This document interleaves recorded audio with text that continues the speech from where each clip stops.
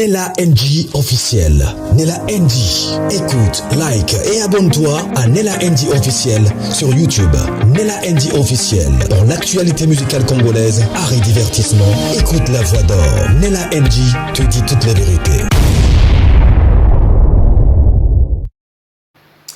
Vidéo o bozo mona o vidéo oyo ba publié yango et ça li même pas one day et ça je crois ba 5 heures du temps to ba 5 heures 15 heures du temps voilà ça li 15 heures du temps na compte TikTok ya Luna mais modèle ba baso commenter yango modèle vidéo oyo ezo sala déjà buzz e bangisinga mutu nyonso ayebi que entre parenthèses, dans une confirmation, en tout cas, confirmation, c'est comment qui presque sûr, Ronel na Luna et Baby Donja na Grace Luzolo. Grace Luzolo coûte na Baby Donja, bah ça là qui na Love Stories.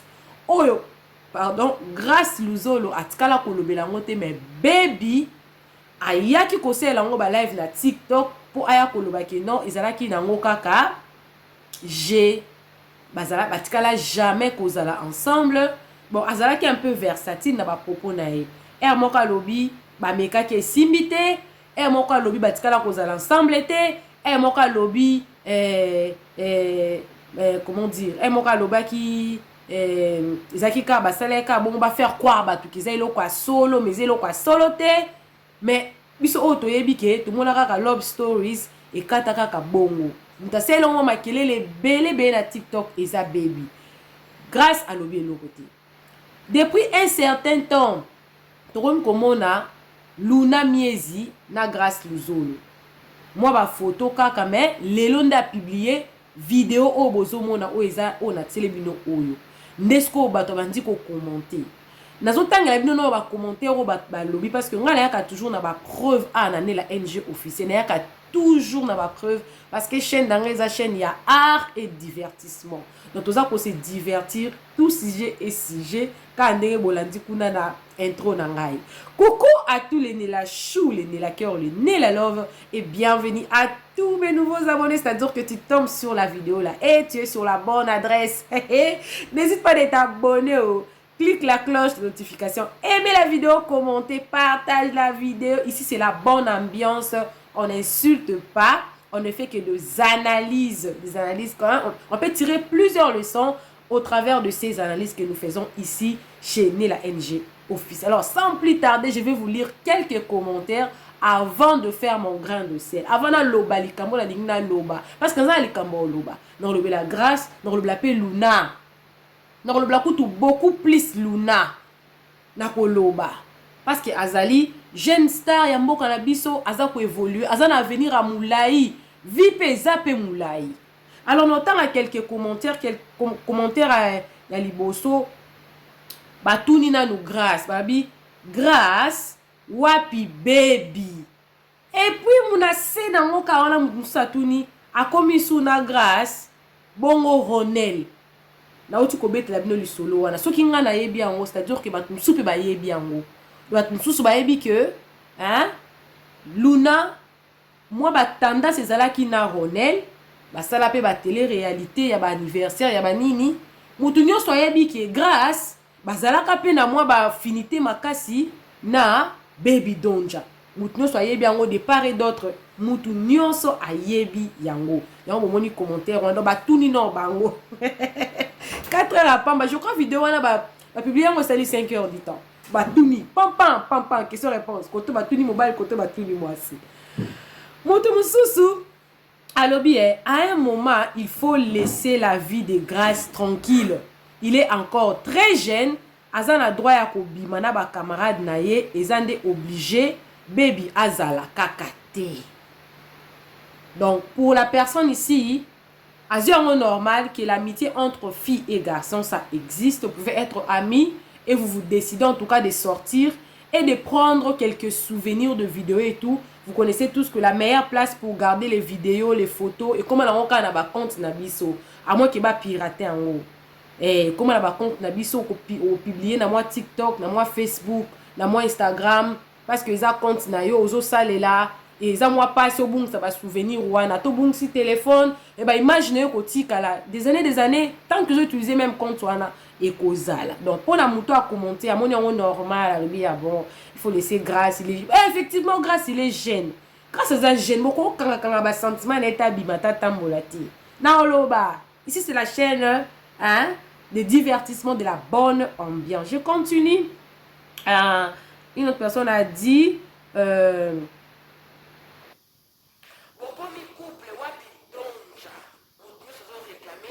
donja parce que ba moni bazala beaucoup plus l'habitude ya romona kaka grâce luzolo na baby nazokoma na suka musu atie ko tous les couples atie moi ba cœur moi ba message gentil les couples les couples ne makam et puis on a payé Luna pas répondre a été hein je ne sais pas elle répond pas parce qu'elle en a déjà l'habitude parce que c'est vrai parce que c'est elle qui nous annonce ou quoi je ne sais pas mutu tout ça lobby ozala qui n'a pas ça na ebanda kala ça te fait plaisir on dirait la situation donc pour la mutu mususu azo condamné Ronanani Luna azo condamné du genre que elle avait besoin de grâce depuis longtemps azela ki mo occasion na ki bazale sous pour ya profiter na grâce babi maraba kenda kotambola est-ce que nécessairement c'est vrai ce que cette personne a dit?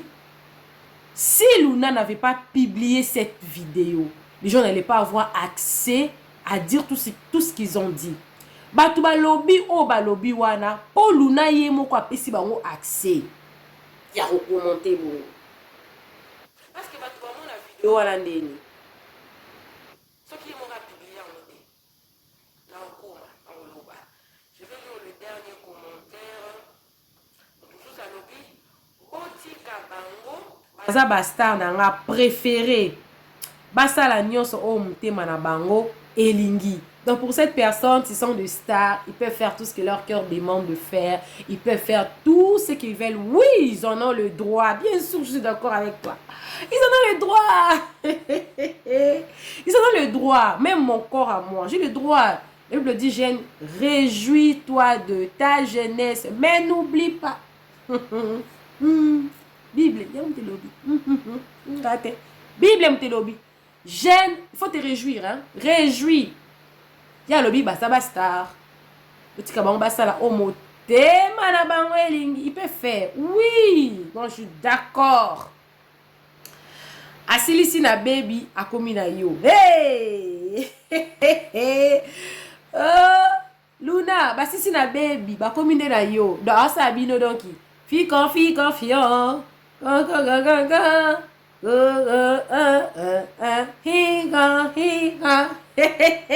Voilà ya lobi ba ti na baby ba sinde batulara bibali batulara te o olani soko ziba commentaire to olanda on est la NG officielle musa lobi ozala ki na posa na banda kala ça te fait plaisir na tanga ki ango mes stars préférés, quelle complicité. Waouh, ils sont complices là, ils sont en bon terme. C'est normal qu'ils soient complices ensemble, en train de se promener, de se prendre la vidéo, de s'amuser. Ils en ont le droit, je suis d'accord. Tous les commentaires mis sur la vidéo, tout celui ou celle qui a commenté la vidéo, chacun est libre de donner son avis sur un sujet exposé en public. Déjà, comme je venais de dire tout à l'heure, batu bazu courage wana ya ko commenter na vidéo wana.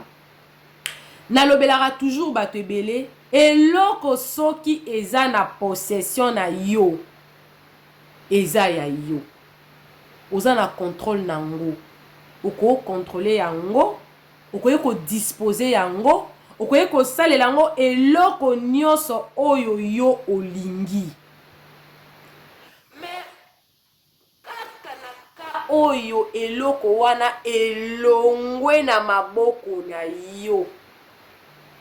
Ekomi na place oyo yo okoki ko contrôler lisusu te.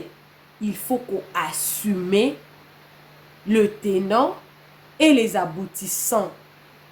Les critiques, des bonnes critiques et des mauvaises critiques. bato o balekanaka bafingaka neti video o nde naza koenregistre yango boye so na publie yango te moto afinganga te moto akoloba te moto akokommente te mais aussi ka so nake na publie yango na compte nanga nde na publie bino boye bokokommente na se wana moto mpo akofinga finginga moto aloba mpe na asongisongi alobi oui baza bastar naza très d'accord nango oui Luna aza na droit ya kopublier eloko eza compte na ye je n'ai aucun problème ya Luna na Grâce bazala ensemble na couple je n'ai aucun problème mais la vidéo ici ça commence à tourner à faire le tour des réseaux sociaux parce que cette vidéo n'est pas dans le compte de Grâce. Ce n'est pas Grâce qui a publié cette vidéo, c'est Luna qui a publié la vidéo.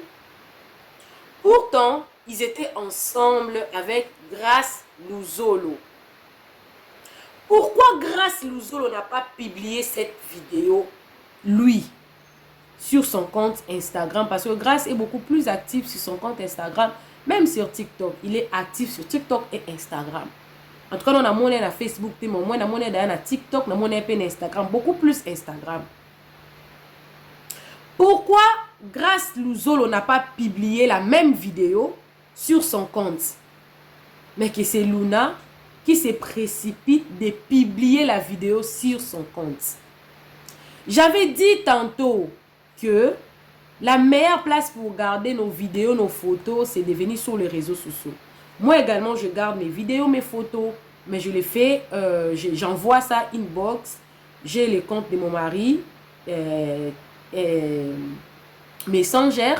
J'envoie ça sur son Messenger. Comme ça reste chez lui, ça reste chez moi. C'est une place aussi pour garder le vidéo, même les photos, j'en garde là. Je ne publie pas. Même sur mon compte Facebook en tout cas, même sur Instagram, même sur TikTok, même avec ma famille, même sur mon WhatsApp, je publie très rarement dans des occasions. Est-ce que c'était-il important que tout le monde sache que Grâce et Luna étaient quelque part de ce qui Pikachu beat? C'était important parce qu'on a vu avec la tenue qu'elle a portée. Je n'ai pas voulu vous lire tous les commentaires parce que les gens commençaient déjà à critiquer sa tenue et tout. Tu t'habilles très mal, même sur scène et tout. Avec une petite culotte là avec lui. Et puis, il y avait une autre vidéo Luna était en train de marcher et puis Grâce était en train de filmer et tout. Elle a publié ce genre de photos là. Est-ce que c'était important? Moi, Luna, c'est une très belle fille. Elle a bien kitoko, mwindongolo. Moi, c'est kitoko. Personnellement, Luna ne nous a jamais présenté la personne avec qui elle sort. Moi, je ne peux pas confirmer si elle était avec Ronel ou si elle est avec Grâce Luzolo. Je ne peux jamais confirmer parce que elle nous a pas présenté la personne. Et de deux, sur le compte de Luna, à part la photo de Ronel qu'elle a publiée les années passées, je crois en 2022, c'est la vidéo d'elle avec Grâce Luzolo qu'elle vient de publier. Pas avec une autre personne. En tout cas, non, la monnaie na mobile, t'as pas son ami Moukania.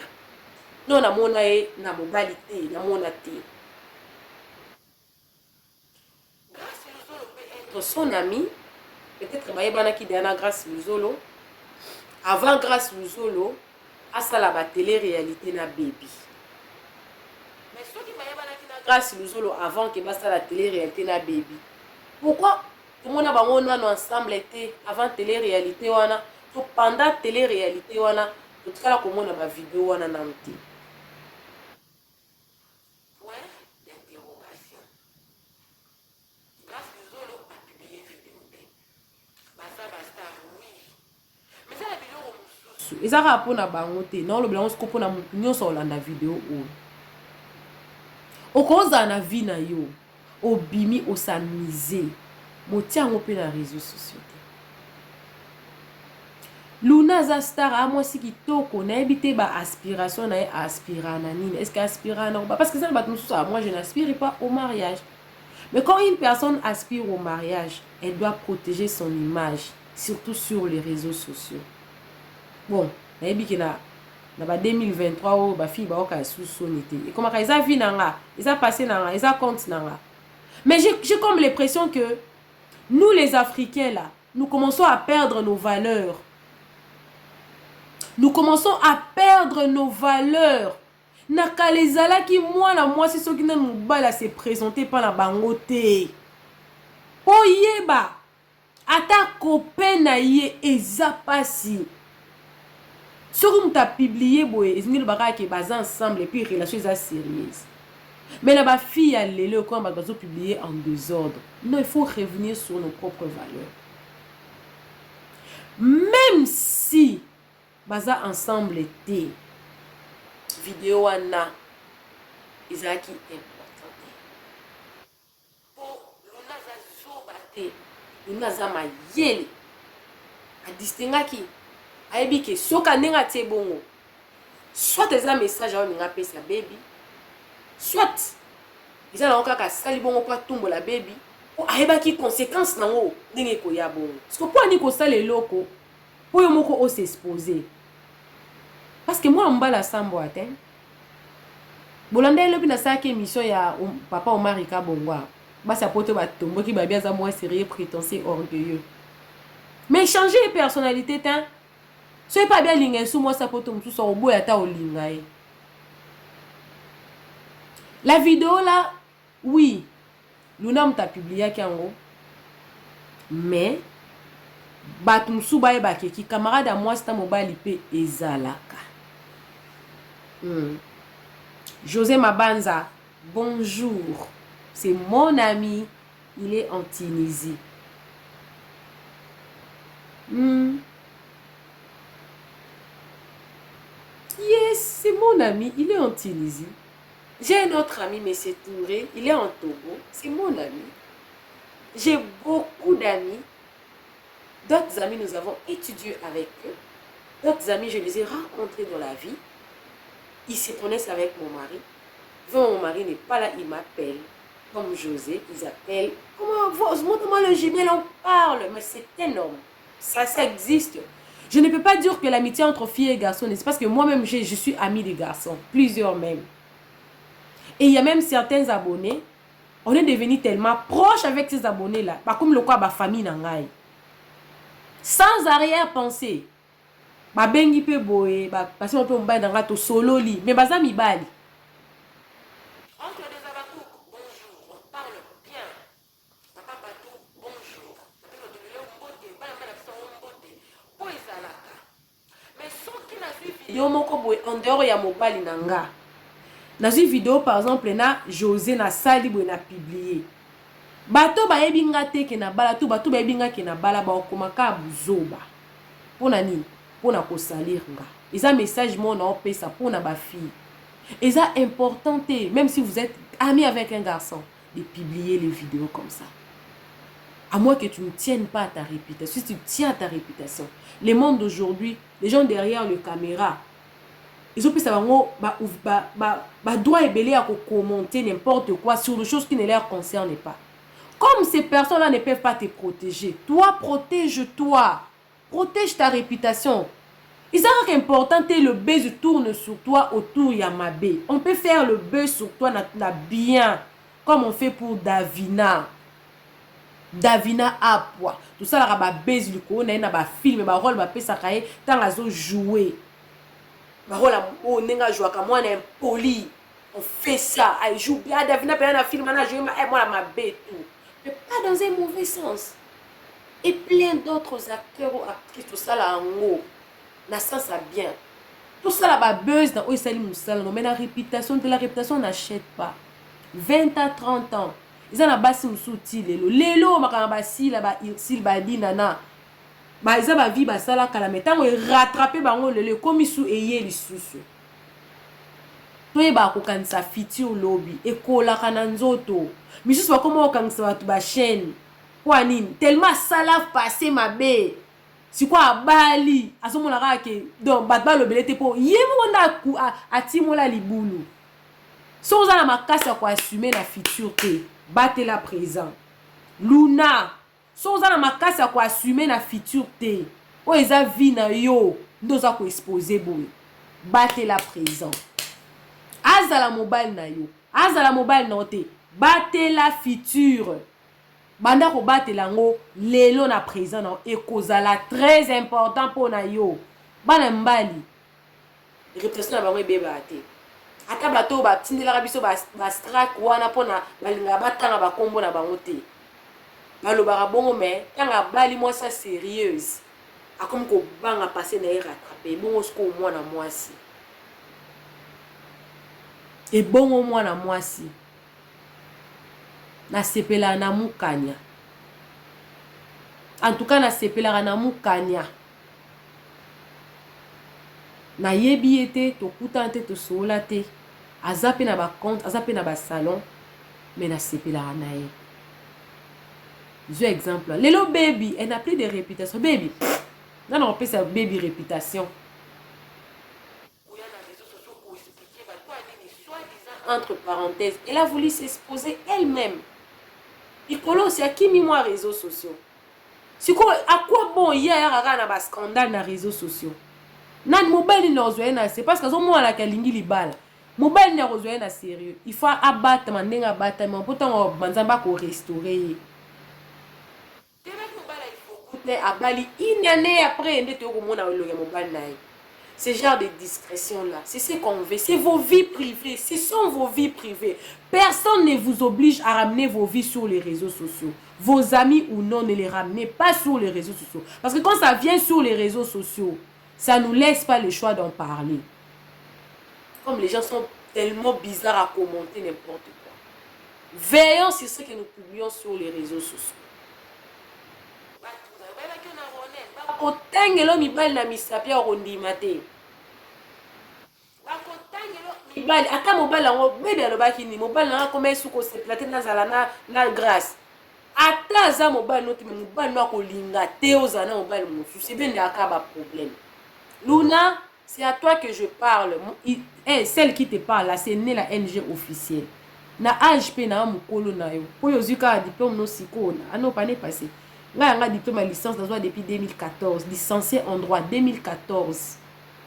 Donc, aux Alek.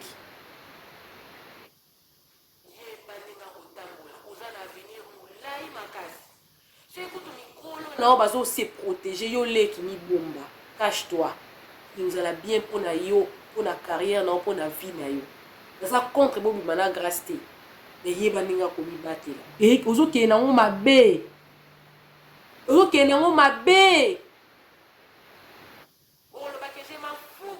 Pas ça là. Maman, pendant nous, c'est basé dossier noté. Quand nous avons mis des basés dossier noté, bah, craquer, c'est président Lombe. Président Lombe, groupe Simbeko qui va noter. Mi batte là. Mi batte là. Ce qui nous a lobé, l'autre, mon bijou la reine, hein. A Senga qui dodo kodo. A Sassami. Les réseaux sociaux, c'est un monde à ma bé. Pourquoi ça dépression ce qu'on est dans mon année grâce à l'uso la za mobali Ronel le coup qui paraté mais yonde ba comme autant le na musapi na Ronel et comme sous parce que tu ramènes trop ta vie sur les réseaux sociaux. Je suis pas contre ton amitié mais cache-toi bomba vie na yo et au souvent peut vous la bénéfique pour dans la future. Je pense que j'ai donné mon grain de sel et c'est assez pour tout le monde. Voilà pour exposer vie dans les réseaux sociaux. Écoutez toujours cher.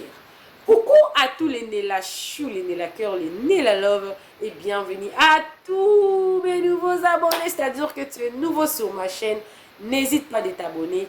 Clique la cloche de notification. Ici, c'est la team de la bonne humeur, art et divertissement. Toujours. On traite tous les sujets qui viennent sur les réseaux sociaux là. On traite ça. Ici, chez Nela NG officiel. Alors, clique la cloche de notification.